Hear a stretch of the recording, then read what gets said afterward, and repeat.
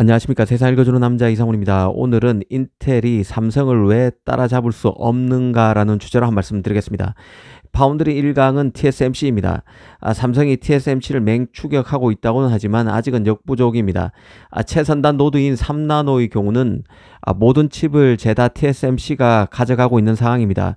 초기 AI 칩 시장의 90%를 장악한 엔비디아와 이런 엔비디아의 아성을 무너뜨리려는 AMD, 인텔 등의 추격자 칩도 모두 TSMC가 만들면서 그 AI 칩 특수의 최대 수혜자가 되고 있는 게 바로 TSMC입니다. 이 삼성도 물론 TSMC를 쫓아가기 위해서 열심인데요. 이 3나노부터 HPC 전문 노드를 선보이면서 이전과는 다른 모습을 보여주기 위해서 안간힘을 쓰고 있습니다. 실제 그로크, 텐스토렌트와 같은 스타트업 칩을 4나노에서 수주했고, 알려지지 않은 미국 기업의 3나노 서버 칩도 수주했다고 밝힌 게 삼성입니다. 하지만 맹렬한 추격이라고 하기엔 칩 수주 성과만 놓고 보면 2% 이상 부족합니다. 다만 삼성 입장에서 기대할 부분은 AI 시장이 급격히 커지고 있고, 또 분화되면서 삼성이 적극적으로 건드리고 있는 스타트업의 칩도 기대 이상 성장할 가능성이 있다는 점이고, 메이저 칩 수주와 관련해서는 패키징과 메모리인 그 HBM을 동시에 처리할 수 있는 삼성 사업 포트폴리오상 그 이점을 살려나가면 기회를 잡을 수도 있다는 데 있을 것입니다. 그럼 인텔은 어떤 상태일까요? 며칠 전 4나노 CPU인 메테오 레이크를 내놓은 게 인텔입니다.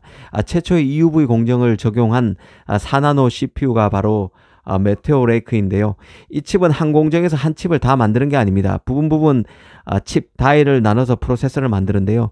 메테오 레이크 같은 경우는 4개의 칩으로 구성되어 있습니다. 가장 핵심인 CPU 타일만 인텔 4나노로 만들고, 나머지인 SoC 타일, 그래픽 타일 등은 모두 TSMC가 만들고 있습니다. 인텔 팹 캐싱어는 이 4년 안에 5개 노드를 마무리해서 삼성과 TSMC를 제치고 1등의 자리에 오를 것이라고 공언했지만, 그 메테오 레이크에서 보듯 이젠 최첨단 노드 칩도 외부 파운드리의 힘을 빌리지 않고서는 제작과 양산 자체가 되지 않는 게 현재의 인텔입니다. 이 최선단 노드 개발과 양산에 잇따라 실패하면서 자신의 최신 칩도 내부에서 만들기 버거운 게 인텔인데요. 과거 한 차례 실패했던 파운드리 사업에서 성공할 가능성은 현실적으로 낮다고 보는 게 합리적일 것입니다. 지금의 인텔은 파운드리 사업에 공을 들이기에는 여건 자체가 너무 빡빡합니다. 미국 국방부의 칩 발주, 그리고 미국 정부의 옴허가 있더라도 인텔 파운드리의 성공은 쉽지 않다고 봅니다. 이 얘기를 다시 꺼낸 이유는 인텔과 관련해서 최근 이런저런 얘기거리가 또 나오고 있기 때문입니다. 그 엔비디아 CFO가 엔비디아의 칩 제작 파트너로서 TSMC와 삼성을 거론하면서 제3의 파트너를 언급했는데, 이게 인텔을 의미할 수 있다는 말이 돌았습니다. 또 하나는 겔싱어가 간담회를 통해서 인텔 파운드리의 스핀오프, 즉 분사 가능성을 일축했다는 소식도 있었습니다. 먼저 겔싱어가 인텔 파운드리 서비스 분사 가능성에 대해 일단은 파운드리 사업부를 분사하지 않고 내부에서 계속 둔다는 얘기를 했다는 점부터 한번 살펴보겠습니다. 사실 인텔 입장에서는 어쩔 수 없는 부분입니다. 인텔로서는 인류 파운드리로 성장하려면 AMD, 애플, 엔비디아, 퀄컴 등 인류 팹리스 칩을 수주해야 합니다. 이들 업체의 공통점은 모두 인텔의 경쟁 업체라는 점이죠.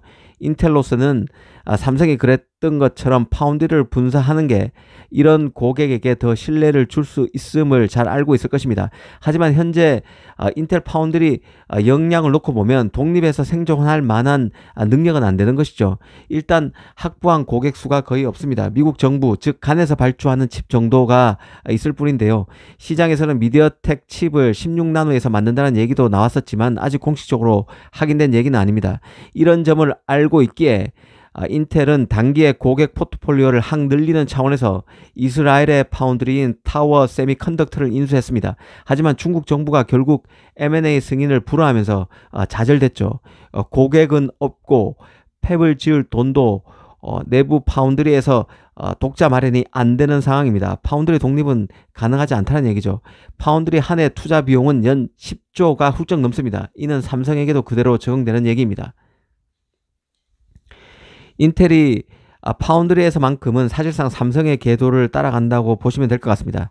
하지만 인텔은 파운드리 2등도 어렵다는 게 개인적인 판단입니다. 자신의 X86 IP를 활용해서 자신의 CPU를 배타적으로 만들어 온 인텔이 뒤늦게 그 ARM IP, 리스크5 IP 등을 활용해서 성과를 내기는 어렵습니다. 인텔이 이제 4나노 공정에 돌입했다지만 7나노, 5나노 등은 건너뛴 상태입니다. 물론 다른 파운드리, 삼성 TSMC 등과 인텔 파운드리 간 노드 명칭의 괴리, 차이가 있다고는 해도 촘촘히 노드별로 칩을 양산하는 경험을 건너뛴 인텔이 이 겔싱의 바람대로 자신의 경쟁 업체인 엔비디아, AMD 등의 칩을 따낸다는 것은 애초부터 확률이 매우 희박한 얘기입니다.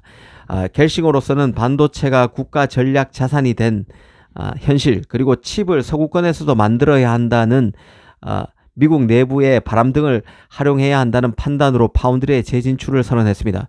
인텔의 몫이 분명 있긴 있을 것입니다. 하지만 인텔은 인류 파운드리로 나가려면 아직 검증받을 게 너무 많은 상황인 것도 맞습니다.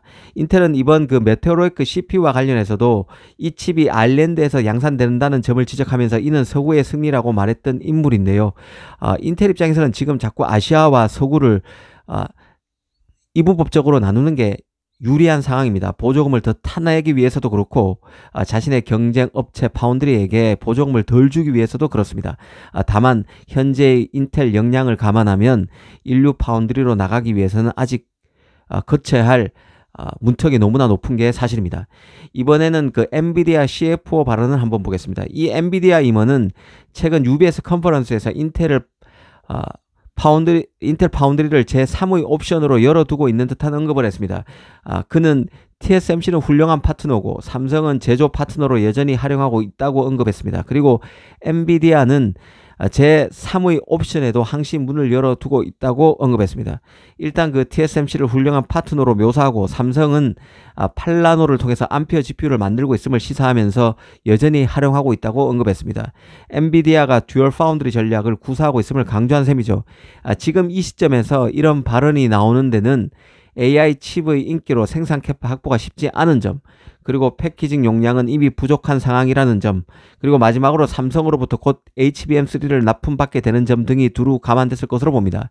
이 삼성으로서는 지금이 엔비디아의 칩 제작 과정에 개입할 수 있는 좋은 기회가 될 수 있습니다. HBM과 GPU를 한 번에 패키징하는 강점을 살려서 후공정부터 공략해서 전공정, 웨이퍼 단계인 전공정으로 보폭을 넓히는 방향으로 가야 하는 게 현재 삼성입니다. 이번엔 인텔을 한번 보겠습니다. 인텔을 제3의 옵션으로 보는 것은 합리적인 추론일 것입니다. 다만 엔비디아 CFO의 제3의 옵션 안에는 미국 내 TSMC 공장, 미국 내 삼성 공장, 테일러 공장 등도 들어가 있다고 봐야 할 것입니다. 일전에도 말씀드렸지만 아시아 팹과 미국 팹은 칩 제작 비용 자체가 차이가 날 수밖에 없습니다. 그런 만큼 대만의 팹과 애리조나 TSMC 팹, 삼성의 한국 내 팹과 테일러 팹을 동급에서 봐서는 안 될 것입니다. 서로 다르게 보고 판단할 필요가 있다는 생각입니다. 엔비디아 입장에서는 현재로서는 1순위가 대만 팹이고 그 다음이 한국의 삼성 팹, 그 다음이 미국의 TSMC 애리조나 팹, 그 다음이 삼성의 테일러 팹, 마지막이 인텔 팹이 아닐까 싶습니다. 그만큼 인텔은 선호도가 떨어진다는 판단입니다. 또 엔비디아 CFO 발언 소식을 들었을 때 개인적으로 떠올랐던 소식이 있는데요. 예전에 퀄컴 테슬라가 인텔 파운드리를 활용하려다 접었다는 소식이 월스트리트 저널에 난 적이 있습니다.